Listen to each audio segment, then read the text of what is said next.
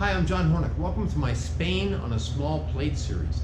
This lesson is Ajo Blanco, or garlic almond soup.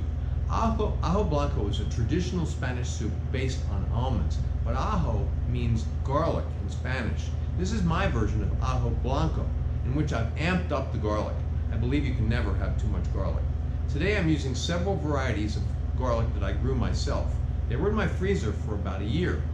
You can freeze garlic, but it was in there a little too long to be used as you would normally use garlic. It started to look kind of candied, so I decided to make a soup out of it. So this was kind of an experiment for me, but I'm recording this after I made the soup and it came out great.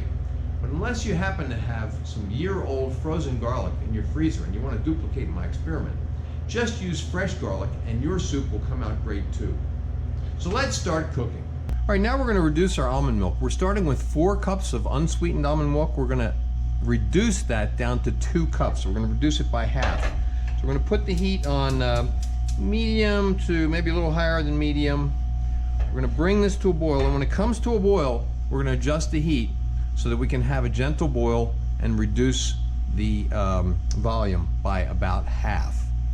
Okay, our almond milk is coming to a boil. We're going to reduce the heat. We're going to get that to a nice gentle boil and reduce it by about half. Okay, our almond milk has been reduced by just about half, so we're going to turn off the heat and I'm going to chill this before using it.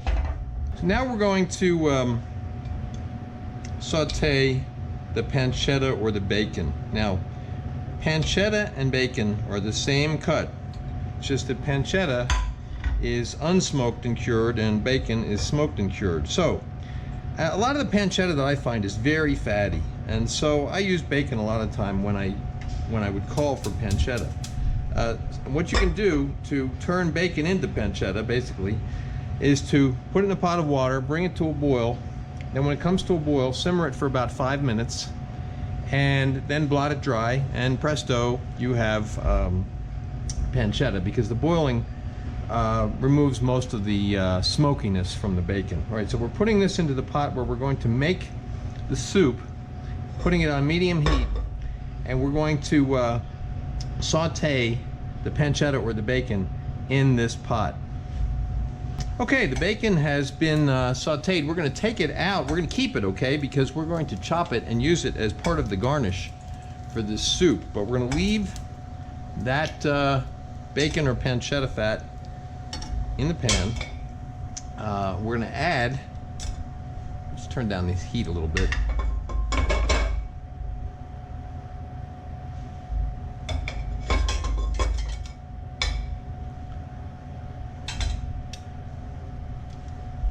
We're going to add about 1 to 2 tablespoons of olive oil, depending on how much bacon fat you have, okay? And then we're going to add the onion.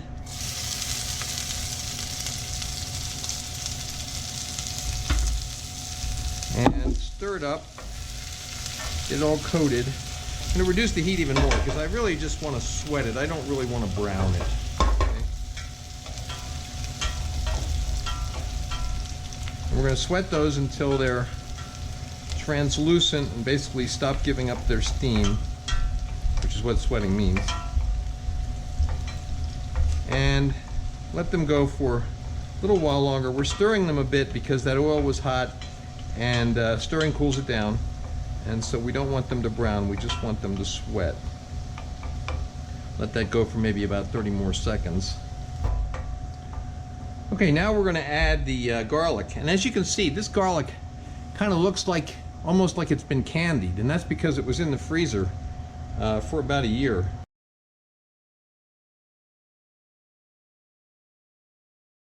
Now, of course, you can use garlic that hasn't been aged or in the freezer, just fresh garlic. Okay, now we're going to let that sweat, stirring it. I'm going to turn the heat up now a little bit, stirring it, and we don't want it to burn. Garlic burns fast and easy, so we're going to keep an eye on it. This has a lot of moisture in it, so we're going to let it go for probably a minute, minute and a half, stirring it occasionally. If you stir it too much, you won't get enough pan contact and it won't cook like you want it to. All right? Okay, I let that go for probably about 2 minutes, but that's going to depend on your garlic. If you're using fresh garlic, it's going to go faster, okay? Once it starts to give up its moisture, and before it starts to burn, you want to deglaze. That's the next step. Now, you can also, it's also going to depend upon your heat. And I have the heat pretty low. Now we're going to deglaze with white wine or dry vermouth, and I'm going to use about 1/3 of a cup. It can be more. And you're going to let that reduce until it is almost dry or just wet, which are the same thing. Okay. Okay. Now our garlic and onions are almost dry or just wet. Okay. Now we're going to add the stock, chicken stock. Remember, we make our own stock. I have a separate video on making chicken stock and making duck stock. So you're going to add the stock, raise the heat a little bit, bring it to a boil. When it comes to a boil, just when it comes to a boil, reduce the heat, let it simmer about 10 minutes. All right, now we're going to blend everything, okay? First we're going to add that almond milk, which is we reduced in its volume. And it gets kind of gelatinous after it's been reduced, okay? That's fine. And it gets thicker, right? And then we're going to add the bread cubes.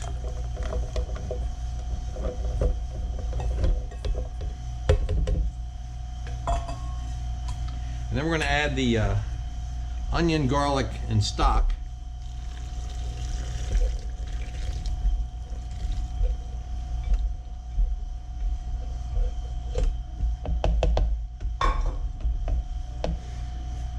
Then we're going to add the apple.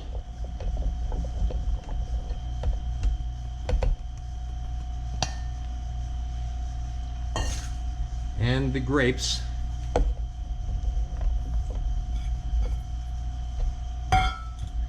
And the sherry vinegar. Then we're going to add a little salt. Just a pinch. We can always add more later. You want to start off light and with your salt and pepper. You can always add more. It's hard to take it away.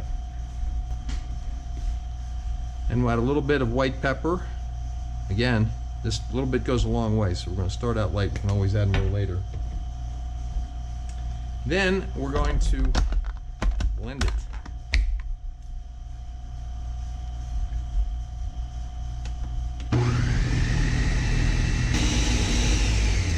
Okay, let's check it out. We want to make sure it's thoroughly pureed. Good, we have a nice puree here, soupy, not thick, and it has some tiny little lumps in it, but we're going to be straining it anyway. Now what I want to do now is we're going to emulsify some olive oil into this soup, and to do that I'm going to turn this blender a little bit so you can see that better. Okay, putting the lid back on, and then we're going to start it up, and it's going to get loud. So after I start it up, I'm going to open this little spout here, and I'm going to slowly drizzle the olive oil, 3/4 of a cup of olive oil, into this as it is running. All right, and that's emulsification. All right, let's go.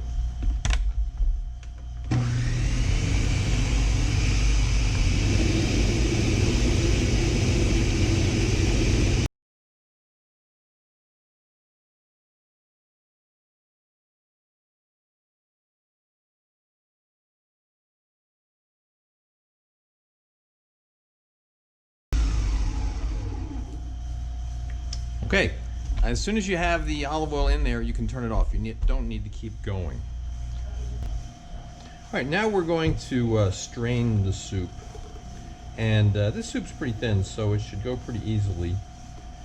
And I've just put the strainer over the same pot that I made the soup in, so I know that it's big enough to hold it, right? And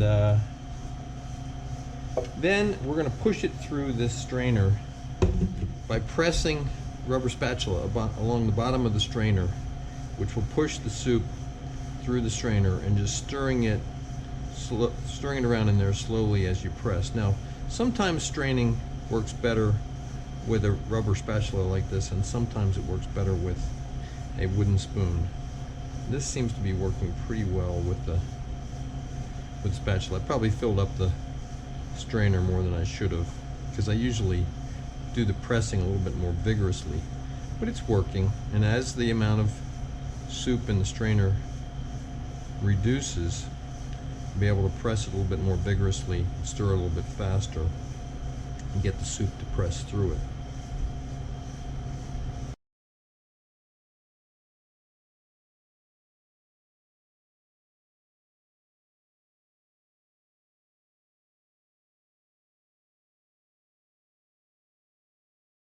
Now what we want to do is rinse off the spatula so we can get the soup that's stuck to the bottom of the strainer.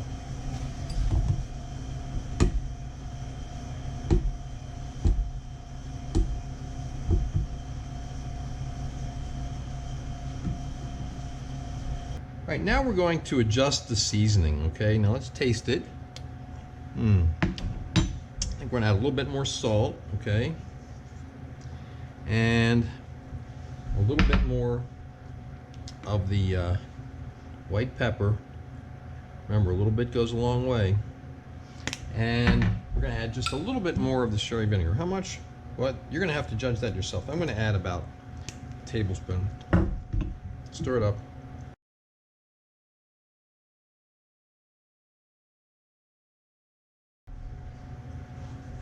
Okay, let's taste it again. I like that. Okay, we're gonna put it in the fridge, get it cold, probably at least about 2 hours to get it nice and cold, because it's a chilled soup. And that'll also allow the flavors to meld, or flavorate, as I like to say. All right, so into the refrigerator until it's good and cold. Might take you less than 2 hours. All right, now we want to coarsely chop our pancetta or bacon. We're going to be using it as a garnish on top of the soup. And you know, you probably have more here than you need, but you can always use it on some other dish. Okay, that's all we need, just like that. Okay, now we're going to prepare the crab meat, which is also a garnish. And now I'm only serving 3 people tonight, so I'm not using as much crab meat as the description calls for. And we're just going to pour a little lime juice over it. We want to moisten it, okay? We don't want it to be swimming in lime juice. And we're going to do a little twist of freshly ground black pepper and a little pinch of salt. And then we're just going to toss that very gently.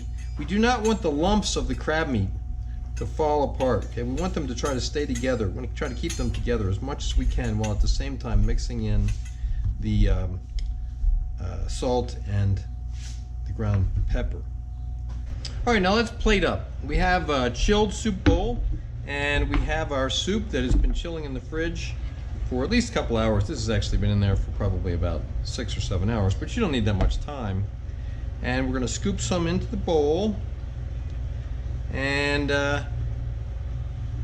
depends on whether you're serving it as an appetizer or a small plate. I'm serving it as an appetizer. We're going to garnish it with some of the lump crab meat, some of your pancetta or bacon, some chives,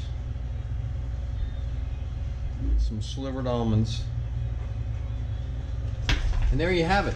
That is Ajo Blanco with crab and pancetta. It's a garlic soup, and it's based on almonds. You can see photos of the final dish at my Instagram, which is @Chef's Apprentice Cook Like a Pro. Please remember to subscribe to my channel, and thanks for watching.